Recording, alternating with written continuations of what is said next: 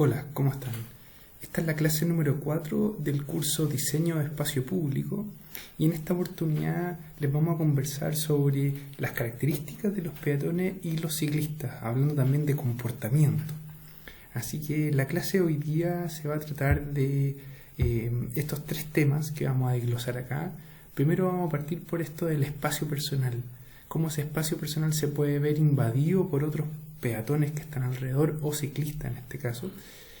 También pensando en el diseño y versus el usuario. Cuando el diseño no está adecuado para el usuario, muchas veces no se aprovecha de mejor manera el espacio.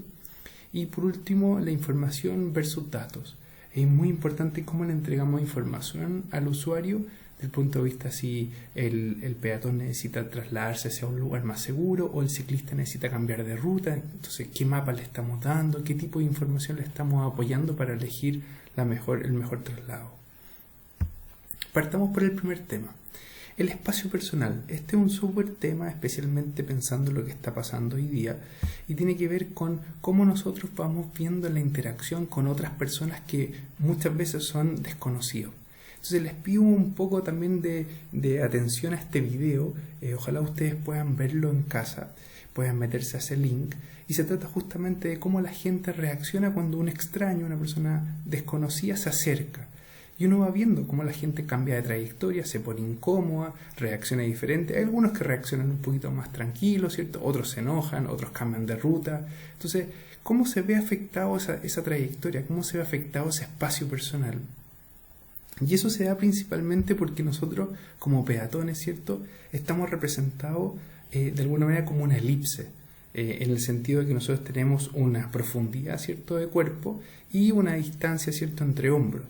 Entonces, esa elipse que uno podría representar como una persona sin movimiento, que tiene un área de 0,3 metros cuadrados, esa área es estática, ¿cierto? Y cuando no hay personas alrededor, parecerse que no hay problema en movimiento, ¿cierto? Entonces uno empieza a moverse, ¿cierto? Y esa área empieza a ser mayor, ¿cierto? Llegando incluso al doble o un poquito más. Algunos estudios muestran que esa área, cuando uno está en movimiento, llega a 0,7 metros cuadrados. Entonces, eso es interesante porque uno empieza a moverse, empieza a cambiarla. Entonces, estáticamente uno ocupa menos área, en movimiento uno ocupa mayor área, ¿cierto? Porque uno tiene que mover los pies, ¿cierto? Mover las manos. Y entonces aparece algo bien interesante ahí. Ahora, en ese sentido, cuando empieza a aparecer otras personas alrededor, nosotros tenemos que identificar diferentes zonas. Y esas zonas están dadas por este espacio personal. Cuando ese espacio personal nosotros lo podemos identificar como si fuera a través de anillos virtuales, los anillos virtuales, si se fijan acá, son representación, ¿cierto?, de un área alrededor de la persona que tiene cierta característica ese anillo, y esa característica va a estar dada por la interacción con la persona. Entonces, si estamos en una zona muy íntima, por ejemplo, a una distancia, ¿cierto?, menor a 0,45 metros, esa distancia va a estar determinada porque la persona que se acerca a ese otro peatón definitivamente tiene una relación muy especial con ese peatón. Son pareja, es la mamá con su niño, ¿cierto?, por ejemplo. Entonces hay una relación muy, muy importante y entonces hay un acercamiento muy estrecho, ¿cierto? Si nos vamos alejando y encontramos, por ejemplo, una distancia de 1,2 metros, esa zona ya es una zona personal. Entonces, en esa zona las personas de alguna manera se conocen, ¿cierto? Esas personas conversan y hay cierta interacción. No tan íntimo, ¿cierto?, pero hay una interacción. Ahora, si esa distancia es mayor y llega alrededor de los 3,6 metros o casi 4, entonces ahí efectivamente hay una conversación entre dos personas, por ejemplo, pero efectivamente no se conocen. Y eso se da, por ejemplo, cuando uno está, por ejemplo, en el banco haciendo una cola, por ejemplo, en el supermercado, no sé, en el paradero, ¿cierto?, de micro, ¿cierto? Y ahí hay cierta interacción, ¿cierto? Uno conversa con otros pasajeros, uno conversa con el peatón que está al lado, pero no siempre nos conocemos, ¿cierto? Y cuando ya la distancia es mucho mayor a esa, o sea, más de 3,6 metros, ya es un espacio público, donde no hay una conversación necesariamente y tampoco hay una relación directa con las personas que están alrededor. Entonces, esta clasificación nos permite a nosotros entender cómo se da el espacio personal y qué está detrás de eso, ¿cierto? Que entonces tiene que ver con la interacción entre dos personas. Ahora, un ejercicio que ustedes podrían hacer en casa podría ser, ustedes están conviviendo con algún amigo, con su familia, ¿cierto? Entonces, con quien estén ustedes cerca, de alguna manera hacer el ejercicio de ustedes instalarse, por ejemplo, linealmente a una distancia de 2,5 metros y ir acercándose a esa persona y que esa persona les diga a ustedes a qué distancia ustedes se sienten, esa persona se siente incómoda. Y se van a ir dando cuenta que ese momento de esa reflexión que hace esa persona y dice, oye, hasta este momento ya me empiezo a sentir un poco incómodo, va a depender de varios factores. Y uno de ellos tiene que ver con el género, ¿cierto? Si es hombre o mujer, tiene que ver con la edad, tiene que ver con otros factores tal vez más culturales, tiene que ver con el entorno, si estoy en una pieza es distinto, si estoy en el espacio público más abierto, donde hay aire, ¿cierto? Entonces es totalmente distinto y eso se va a ir dando, ¿cierto?, en diferentes contextos, ¿ya? Entonces es un ejercicio que ustedes pueden hacer para reflexionar sobre este concepto de la distancia, ¿cierto? Y también hay varios estudios que muestran un poco esto. Entonces acá muestran cuán cerca es cerca, ¿cierto? Entonces hay varios países, ¿cierto?, donde se ha estudiado la cercanía de un extraño, ¿cierto? La cercanía en una relación más íntima, ¿cierto? Y después una distancia más personal. Entonces, en esos 3 puntos, si se fijan, se han generado estos como triángulos y estos datos están medidos en feet, ¿cierto? Uno los puede pasar a metro. Y si se fijan, uno ve, por ejemplo, países como Argentina, donde si una persona extraña se acerca a otro, esa distancia se va a sentir de alguna manera aceptable cuando llega a 2,5 feet, que es casi como 0,8 metros. Y si se fijan, esa distancia es casi la mitad, ¿cierto?, de lo que pasa en Arabia Saudita, por ejemplo. ¿Se fijan? Entonces, ahí hay un tema cultural. La gente en Arabia Saudita mantiene más distancia con personas que son más extrañas. Y se fijan, así pasa con los otros valores, una relación más íntima, ¿cierto? En Argentina la gente está más cerca uno a otro. Entonces, y ahí es distinto a otros países. Entonces hay un tema cultural, hay un tema de género, ¿cierto? Hay otras cosas que van afectando. Y aquí la siguiente diapositiva muestra un poco eso, dividido en cada uno de los tres tipos de distancia. Entonces una distancia más social, ¿cierto? Aparece lo que hablábamos, ¿cierto? En países parece más latino. La gente está acostumbrada a estar más cerca de otro. En cambio, en países más de Medio Oriente o más nórdicos, la gente está un poquito más lejana una a otra. Tanto eso pasa en la distancia personal, también como en la distancia un poco más íntima. ¿Se fijan? Entonces es interesante este tipo de estudios que permiten un poco entender, un poco más allá del tema más físico, ¿cierto? Que es como una distancia que uno pensaría que es como más general o fija para todos los peatones, pero aquí se está demostrando que hay otros factores más sociológicos, culturales, etcétera, que afectan esta variable. Entonces, bueno, pero ¿de qué depende realmente el comportamiento de los peatones? Y acá hay algo que ustedes pueden ir dándose cuenta y tiene que ver con varios factores, si uno lo ve de cierta manera. El comportamiento va a estar dado por la cultura, como bien decíamos antes, también con la densidad, o sea, la presencia de otras personas. No es lo mismo estar caminando en una calle congestionada que en una calle vacía, ¿cierto? También el tema físico, la geometría.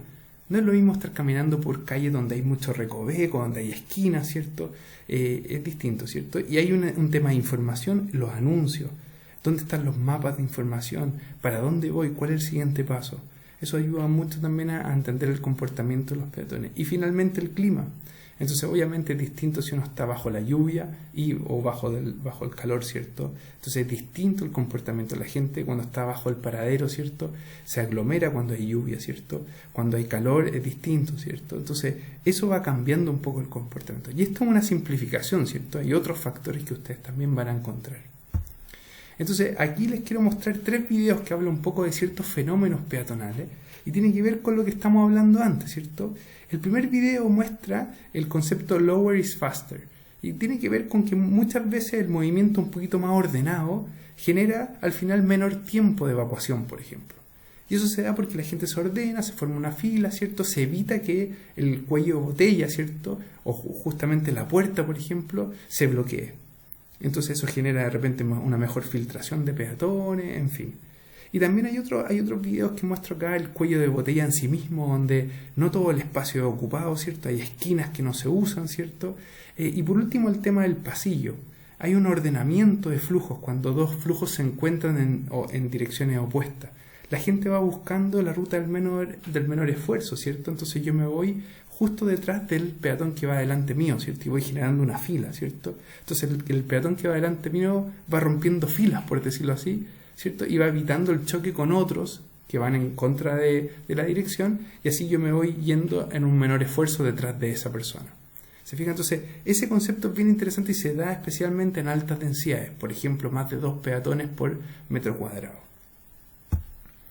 Entonces aquí está como un poco la simplificación del comportamiento. Cuando uno tiene una puerta de salida, por ejemplo, la gente va a comportarse de cierta manera especial.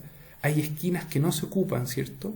Entonces el flujo se aglomera, ¿cierto?, en el cuello de botella, ¿cierto?, que es la puerta en este caso, y se forma cierto arco, donde la gente se va formando como en capas semicirculares alrededor, ¿cierto?, de este cuello de botella, ¿ya? También si uno tiene el caso, por ejemplo, de un pasillo con doble dirección de tránsito, ¿cierto? O sea, direcciones opuestas de movimiento, ¿qué es lo que se va a generar? Lo que un poco mencionaba, ¿cierto? Hay un efecto de ordenamiento de flujos, hay un efecto que la gente no va por los bordes del pasillo, ¿cierto? Evita un poco eso, y obviamente evita el conflicto de choque con otros peatones que van, ¿cierto?, muy cerca de uno o de otro, ¿ya? Entonces, y aparece también otro concepto también interesante de cómo nosotros caminamos, pero cuando estamos en grupo. Y ahí hay que mirar un poco las aves, ¿cierto?, a los pájaros. Cuando ustedes van mirando de alguna manera cómo vuelan, ¿cierto? Los pájaros siempre uno ve cuando andan en grupo, ¿cierto? Y uno ve que forman estas formas de V, ¿cierto?, o J. Y eso se da principalmente porque se ocupa de mejor manera la formación y es más eficiente el movimiento cuando se forman este tipo de figuras, ¿cierto?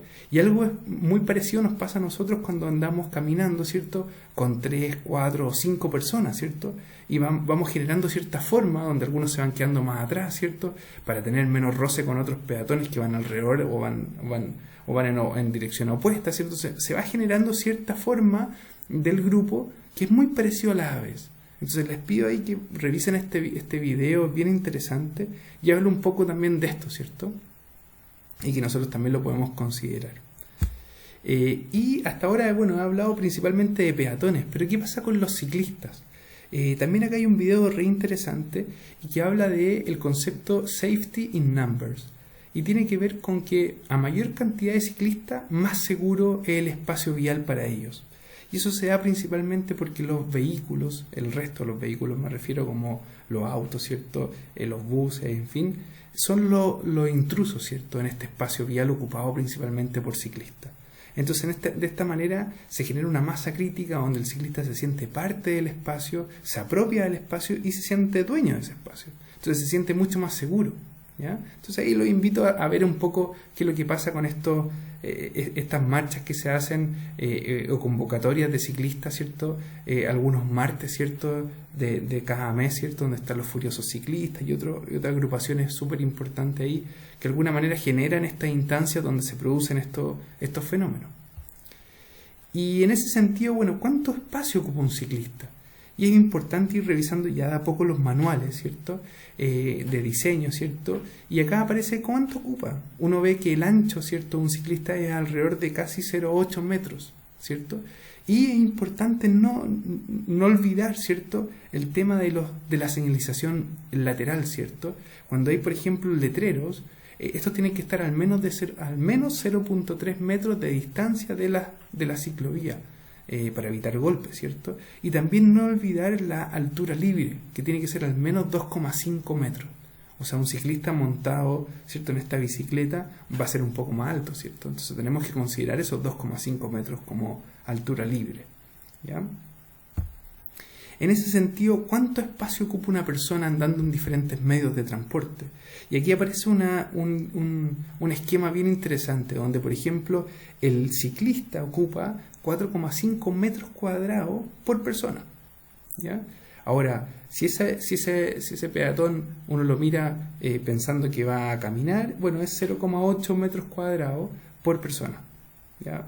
Pero ahora hay que ver, por ejemplo, qué es lo que pasa con los automóviles. Hoy en día la tasa de ocupación de los autos en general es de 1,3 peatones, o sea, pasajeros por vehículo. Y si uno hace ese análisis, estaría mostrando que un auto al final está usando 60 metros cuadrados por persona. 60 metros cuadrados, imagínense, es casi 4 veces lo que ocuparía un ciclista. Entonces se fijan un poco la importancia de esto que ven acá. Entonces es muy importante el analizar el espacio ocupado, ¿cierto? Perdón, más de 4 veces. ¿Ya? Entonces, ¿y qué pasa con el bus? Pasa lo mismo, ¿cierto? O sea, como la ocupación es mayor, ¿cierto? El espacio que ocupa cada persona es mucho menor, ¿cierto? Entonces ahí se da el efecto de que es más masivo ese medio, ¿ya? Bueno, ¿qué factores afectan a los ciclistas? Bueno, ustedes pueden ver muchos factores, ¿cierto? Del punto de vista de ustedes como usuarios, ¿cierto? O de experiencias que han tenido con personas que andan también en bicicleta. Y uno puede observar, ¿cierto? El tema del clima, ¿cierto? El tema del diseño de la ciclovía, la ciclovía Simón Bolívar, donde ustedes pueden ver árboles, ¿cierto? Angostamientos de pistas, sumideros, personas en el camino, la vereda se mezcla con la ciclovía, bueno, en fin, hay una cantidad de cosas. Yo creo que es de las ciclovías más mal diseñadas de Santiago, y eso se da por todos estos factores que estoy conversando. Y también aparece el clásico sumidero de agua lluvia justo al cruce peatonal, ¿cierto? O de ciclistas. Eso también se da mucho en muchas calles de nuestras ciudades.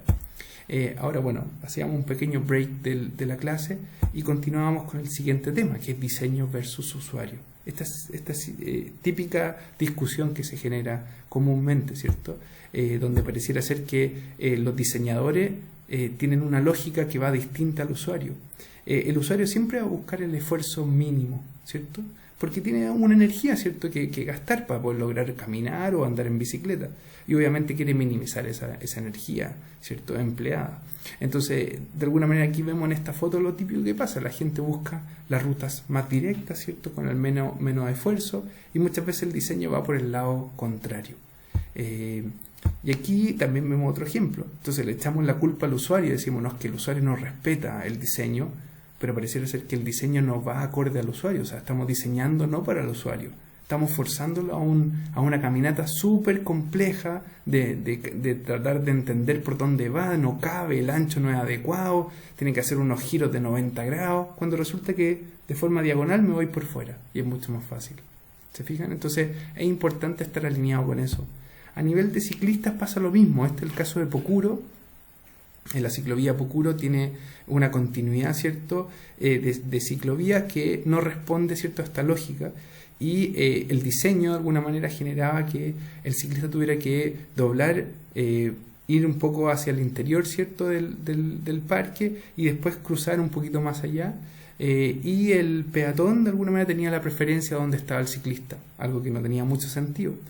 Conversando con el municipio, tratando de apoyar un poco el cambio de esto, se generó efectivamente que la ciclovía continuara por donde en verdad venía la ciclovía, ¿cierto? El ciclista continúa el cruce por ese lado y el peatón en verdad cruzaba por el otro lado. Y eso generaba de alguna manera algo mucho más con más sentido, donde el ciclista sí estaba usando el diseño adecuadamente, ¿ya? Entonces, información versus datos, el último tema de esta clase. Es súper importante cómo entregamos la información, y eso se da principalmente porque el peatón y el ciclista interactúa con varias cosas, ¿cierto? Interactúa con el espacio disponible. ¿Cuánto espacio tengo disponible para caminar o para andar en bicicleta? La geometría, cómo son los entornos, ¿cierto? ¿Qué dificultad tiene? ¿Qué obstáculos aparecen, ¿cierto? Hay temas de repente policía, ¿cierto?, oficiales de seguridad, señalización de tránsito, en fin, hay hartas cosas que van interactuando, ¿cierto? Y obviamente con ellos mismos, o sea, con otros ciclistas, con otros peatones, que no es menor, ¿ya? Y en ese sentido aparecen, por ejemplo, espacios que son subutilizados. Ahora bien, ¿para qué se podría ocupar eso? Bueno, por ejemplo, para instalar mapas o información importante, ¿ya? Entonces es súper interesante cómo vamos entendiendo cómo se usa el espacio para poder diseñar mejor. Ahora, otra cosa que es súper importante considerar, los ciclistas y los peatones nunca tienen que andar por el mismo lugar de los autos, especialmente en evacuaciones de emergencia. salvo que el diseño de ese espacio lo permita, como zonas 20 o zonas 30, donde la posibilidad de generar un fallecimiento por algún accidente de tránsito es muy reducido, ¿ya? Si se fijan acá, esto muestra la gráfica, ¿cierto? Donde dice que para, por ejemplo, una velocidad de 60 km por hora, la probabilidad de fallecer por un tema de accidente de tránsito es bastante alta, casi 0,8 por ahí, ¿cierto? Entonces, pero si nos acercamos, ¿cierto?, a las zonas 30, esa probabilidad baja a menos de 0,1. ¿Se fijan? Entonces, es súper interesante cómo vamos diseñando los espacios para evitar que los autos anden a altas velocidades. Entonces, hay que reducir los radios de giro, hay que generar segregación entre ciclovías, por ejemplo, y el resto del tráfico. En fin, hay varias soluciones que pueden ir permitiendo que de alguna manera se genere más seguridad. Y también algo no menor que tiene que ver con el campo visual. O sea, a mayor velocidad de los autos, ¿cierto?, mi campo visual, ¿cierto?, se ve reducido. Entonces, si yo voy manejando un auto a 80 km por hora, solamente voy a ver este círculo que aparece ahí, ¿cierto? El resto va a ser casi muy difícil de visualizar.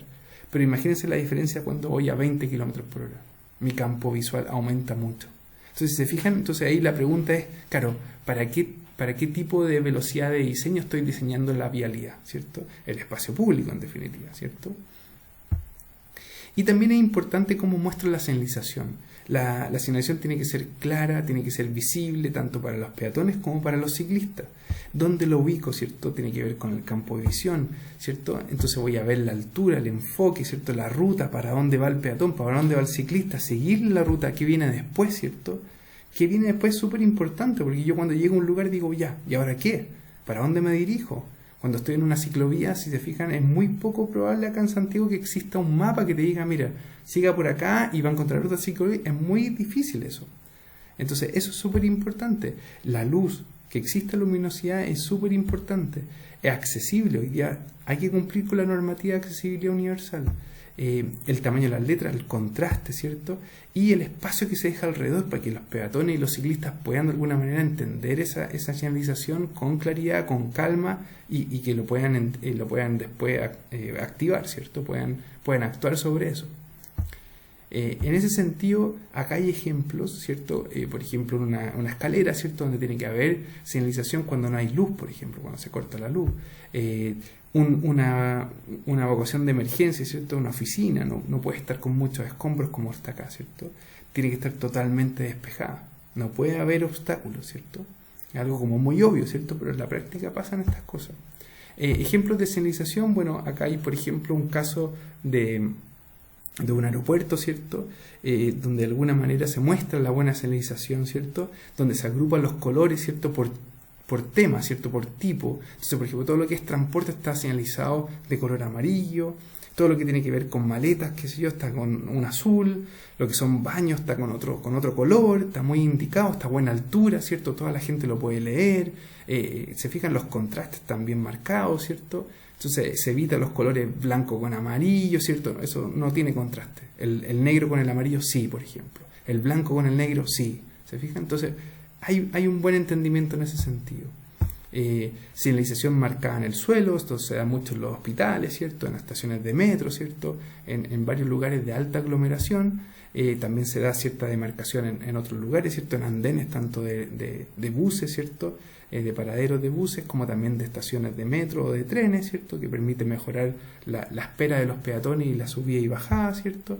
Hay también demarcación de canalización de flujo. Estos típicos canalizadores uno los ve en los bancos, ¿cierto? En los paraderos de Transantiago, uno los ve, por ejemplo, en el metro, ¿cierto? Señalización de dónde bajar, las escaleras tienen que ser de bajada o de subida, generar un mejor ordenamiento de los flujos, ¿cierto? Pero también es muy importante la señalización. Si se fijan acá, ¿qué ven ustedes? Pareciera ser que hay una correcta señalización, a mi gusto no, ¿cierto? Y se da porque hay una flecha que indica un movimiento, ¿cierto? O sea, se indica con una flecha hacia abajo, pero al lado aparece una letra, ¿cierto? Un mensaje que dice no pasar, pero la flecha se indica no pasar, pero es como que confunde, ¿cierto? Como que diría uno no pasar, pero pase por acá igual. Debería haber una cruz ahí entonces. No pasar es no pasar, ¿cierto? Una cruz, y de hecho de color rojo, o sea, duplicando información mejor, ¿cierto? Entonces ahí es importante eso. Hoy en día hay más facilidades para diferentes tipos de usuarios.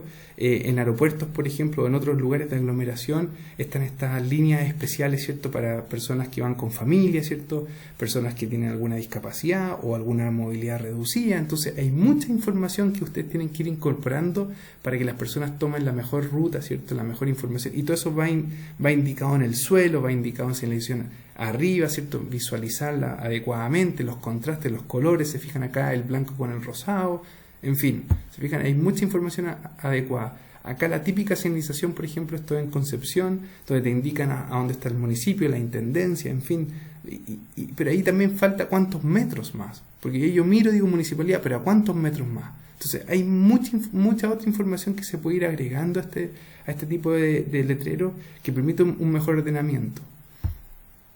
Y también la demarcación es súper importante en los cruces, ¿cierto? El marcar la línea de detención, dónde van cruzando los peatones, dónde tienen que cruzar los ciclistas, ¿cierto?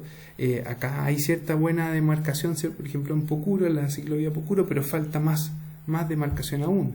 Hoy día aparece toda una normativa que habla de estas zonas de espera anticipada, ¿cierto?, donde el ciclista espera delante del resto del tráfico y así puede avanzar y salir antes de la verde que el resto de los autos, ¿cierto? Entonces eso permite una mayor seguridad para los ciclistas. También hay otros cruces donde se habla de los giros, ¿cierto? Cuando un ciclista quiere doblar a un lado, ¿cierto?, al virar a la izquierda o a la derecha, entonces tiene que hacer ciertos movimientos, tiene que haber ciertas zonas de espera. Entonces todo eso ya está normado y existe en los manuales, entonces es cosa de implementarlo.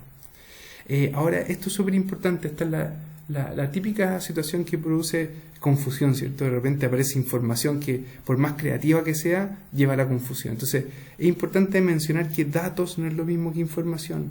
Yo les puedo decir, hay 5 pasajeros. Eso es dato.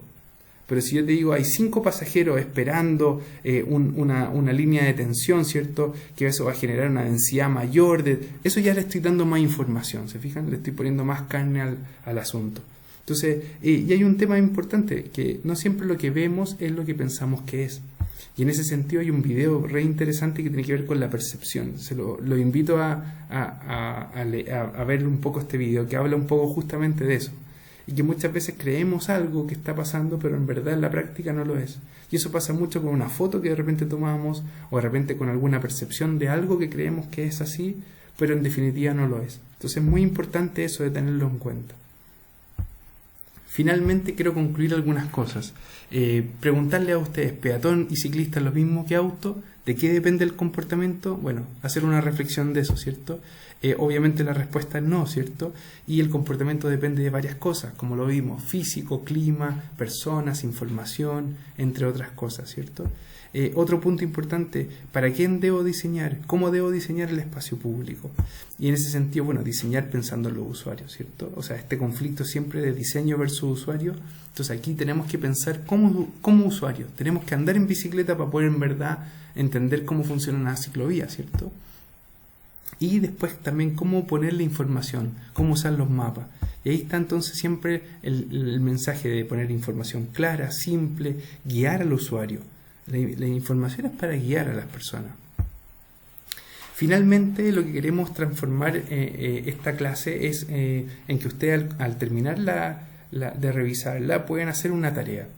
La idea de esta tarea es poder hacer un ensayo a partir de la pregunta ¿de qué depende el comportamiento de peatones y ciclistas en el caso de estudio que están analizando? La idea es que el ensayo tenga un máximo de 500 palabras y tenga una estructura como aparece ahí. Ustedes pueden elegir un elemento de circulación en particular, tanto peatonal como de ciclista, donde ustedes digan un poco qué es lo que pasa con ese elemento de circulación. ¿Qué es lo que trae? ¿Qué factores afectarían a los peatones en ese elemento?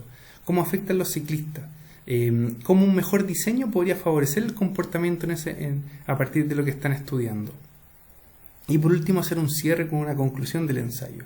Entonces puede ser una explicación, pueden usar fotos, pueden usar diagramas, pero la idea es que sea lo más conciso posible, o sea, 500 palabras, ¿ya? No es necesario visitar el lugar, como decíamos, como hemos estado haciendo durante este semestre, y la idea idealmente es que tomen algún caso del tramo que están analizando como grupo. Acuérdense que esta es una tarea individual y de alguna manera también pueden conversarlo con el grupo, pero va a ser una entrega por cada alumno, ¿ya? Así que eso sería. Cualquier duda, escríbanme al mail sseriani@miwandes.cl.